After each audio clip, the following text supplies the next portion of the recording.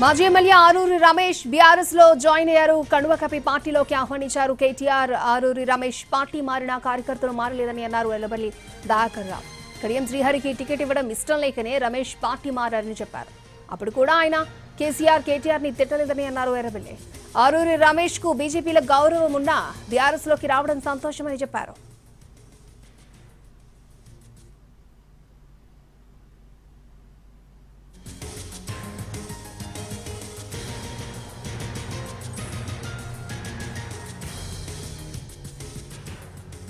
కేసీఆర్ గారు పెంచిన ఈ బిడ్డ మరి అలాంటి తప్పు చేయొద్దు అని నేను ఈరోజు మరి బీఆర్ఎస్ పార్టీలో చేరి కష్టపడ్డ కార్యకర్తకు అవకాశం వస్తే గెలిపించుకునే బాధ్యత తీసుకుంటానని కూడా ఈ సందర్భంగా నేను మీకు మనవి చేసుకుంటూ, మీ అందరికీ తెలుసు 2013 నుండి మొన్నటి వరకు ఏ ఎన్నిక వచ్చినా బ్రహ్మాండమైన మెజార్టీతో గులాబీ జెండాను మనం ఆ రోజు ఎగురవేసినాం. అదేవిధంగా ఈరోజు తప్పకుండా చేస్తాం. దానికి తోడు మా అన్నగారు కూడా మాకు అన్ని విధాలుగా అండగా ఉన్నారు.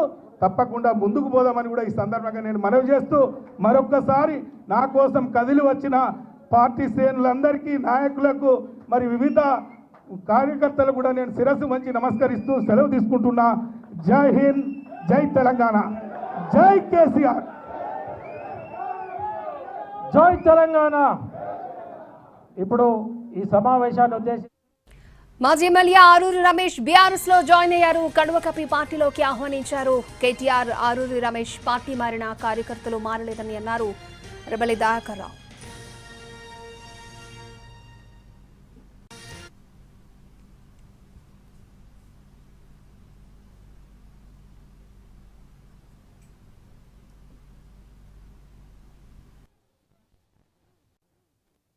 పార్టీ కార్యనిర్వాహక అధ్యక్షులు, రాష్ట్రంలోనే కాదు దేశవ్యాప్తంగా మన తెలంగాణకు ఒక మంచి పేరు తెచ్చిన డైనమిక్ నాయకులు కేటీఆర్ గారికి, గౌరవనీయులు మాజీ మంత్రివర్యులు దయాకర్ అన్న గారికి, అక్క గౌరవనీయులు మాజీ మంత్రివర్యులు సత్యవతి రాథోడ్ గారికి, తమ్ముడు ఎమ్మెల్సీ శ్రీనివాస్ రెడ్డి గారికి, అదేవిధంగా మా జ్యోతక్క గారికి, మరి ఈరోజు మా గౌరవ శాసనసభ్యులు, ఉద్యమకారుడు, మిత్రుడు పల్లా రాజేశ్వర్ రెడ్డి గారు, అదేవిధంగా ఈరోజు తిరిగి స్వంత గూటికి వచ్చిన నా ఆత్మీయుడు ఆరూరి రమేష్ గారికి.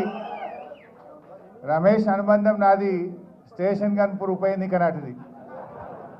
అప్పట్లో తెలంగాణ కోసం తాటికొండ రాజన్న రాజీనామా చేస్తే ఈయన పీఆర్పీ పార్టీలో ఉండే. ఈయన ఇంటికి పోయి సంజాయించి అప్పుడు ఈయనని పట్టుకొచ్చిన నేను బీఆర్ఎస్లోకి. సో ఆనాటి జ్ఞాపకాలు. సో మిత్రులు రమేష్ గారితో పాటు పార్టీలో చేరుతున్నటువంటి బీజేపీ, కాంగ్రెస్, వివిధ పార్టీల నుంచి ఈరోజు బీఆర్ఎస్లో చేరుతున్నటువంటి సోదర సోదరీమణులు, మీడియా మిత్రులు అందరికీ నా హృదయపూర్వక నమస్కారం.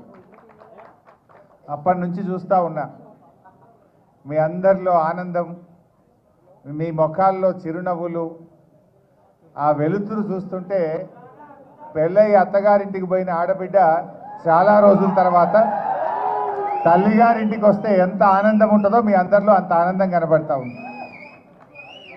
అంటే గుండె బరువెక్కిన గుండె ఒక్కసారి తేలికైతే చూడు, అమ్మయ్య మా ఇంటికి మేము వచ్చినాం అనే ఒక సంతోషం మీ అందరిలో కనబడతా ఉంది. నిజంగా ఈరోజు తెలంగాణ రాష్ట్రం కూడా గట్టనే కేసీఆర్ దిక్కు చూస్తున్నది.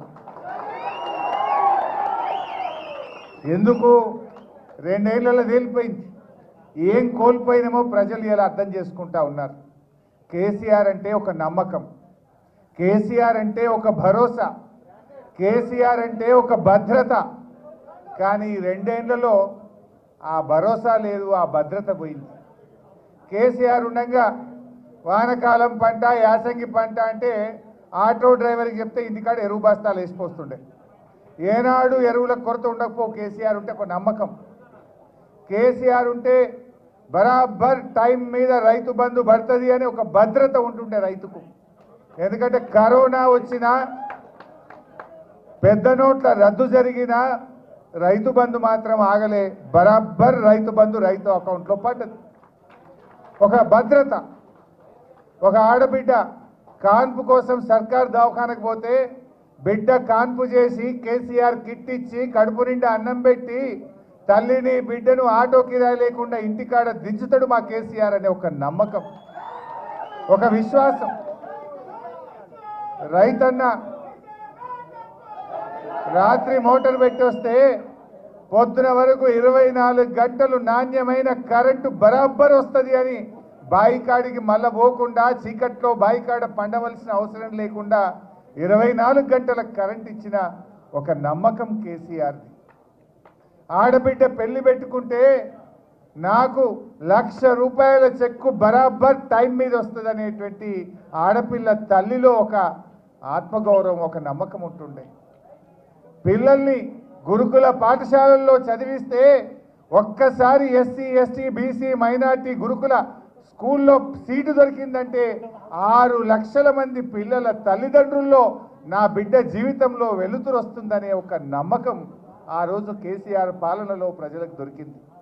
అది ఏ వర్గమైనా సరే, ఎస్సీ ఎస్టీ బీసీ మైనారిటీ, రైతన్నలకు, విద్యార్థులకు, యువకులకు, మహిళలకు, అన్ని వర్గాల్లో ఒక నమ్మకం, ఒక విశ్వాసం, ఒక భద్రత నాటి కేసీఆర్ పాలనలో దొరికింది.